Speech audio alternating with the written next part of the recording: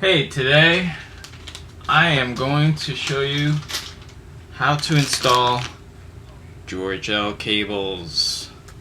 These are the sought after cables for a pedal board, and it took me a while to do this, learn how to do it, but now I'm like a guru at it. So I'll show you this easy way how to do this, the only way actually per the directions, but it's simple. All you're gonna need is, I got one of these from George-L's website, Lifesaver, unless you have a razor, but this cuts your time in half. Making your own pedal board is easy. The only time consuming process is the actual wiring, and I hate wiring when it comes to car stereo amps and all that other stuff. So what you want to do is route the cable length that you need. In my case, I need this length to go on the top of my Pedal Board Pro, and you can see it on the side there. Just cut the desired length for it. You're gonna need, your brass that comes with it. This is like an accessory. It came with the bag. You're gonna need this to torque it down, or if you have a smaller one, similar one, and a tester. Now you can do it old school getaway and just plug it in and see if it works, but it's like 25 bucks. So cheap tester, does the job, needs to. It's powered by, I think, AA battery, two of them, AA's or whatever. And I'll show you how to use this also from George-L's website. Alright, let's get down to it, right? So you're gonna need your cap and your brass. Voila. Okay? Now this is all you need to do.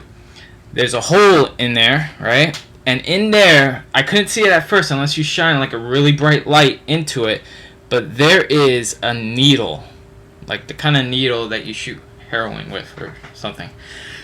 So you're gonna make a nice clean cut, right? Using this tool or a razor or whatever you have, right? And you're gonna gently slide it in the hole. Just slide it in there. Don't do anything else. Try to get it in the middle as possible, right? And what you're going to do is apply pressure and push, and while you still have the pressure, twist a halfway, right? Now you should have something like this.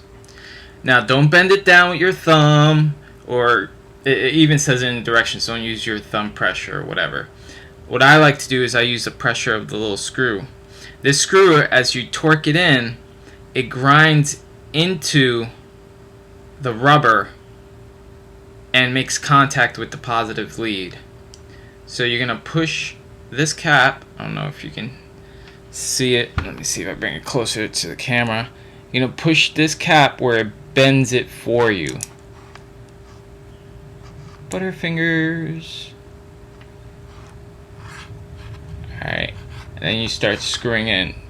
I barely got it screwed in, and it kind of did that kind of angle. So just screw it in, and for now, just hand tighten it. Just a nice, doesn't have to be like gorilla strength hand tighten, but just hand tighten it. Alright, so you're going to repeat the process for the second one.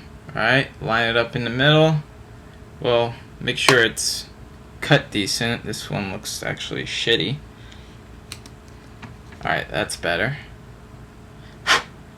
Alright, line it up in the middle, push while holding pressure, turn, and a slight little drapey curve. Use the back end of the screw to bend it for you.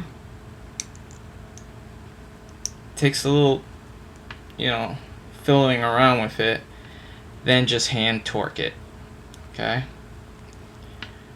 Alright, once when you get the hand, once when you get this hand torqued, right? There, you got a patch cable. That's all you see in the video.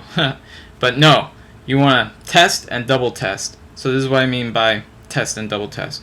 The initial test, you hand tightened it, right? You got these. It doesn't matter which end goes in what. It's a loop that you're creating. So what I do is I do brass first on both of them, and I should get a red light.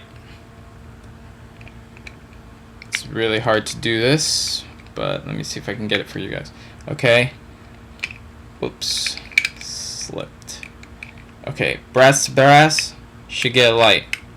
Okay, now you're gonna have to do tip to tip, right? And you should, this is like holding chopsticks almost, using this tool. Should get a light. See? Now you can do opposite polarity. You're gonna put this one on the positive and this one on the negative, and it should not at all light up.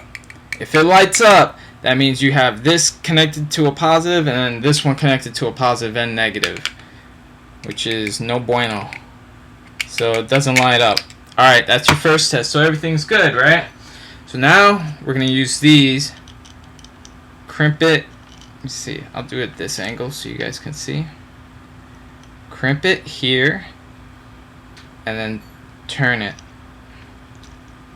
And I'm just turning it. What I'm doing right now is that this is gold plated connectors.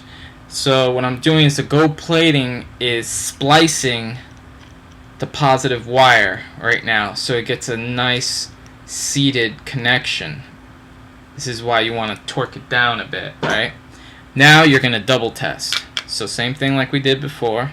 Double brass, double brass. Light should be on. Tip to tip, chopstick mode. Light should go on. Let's see.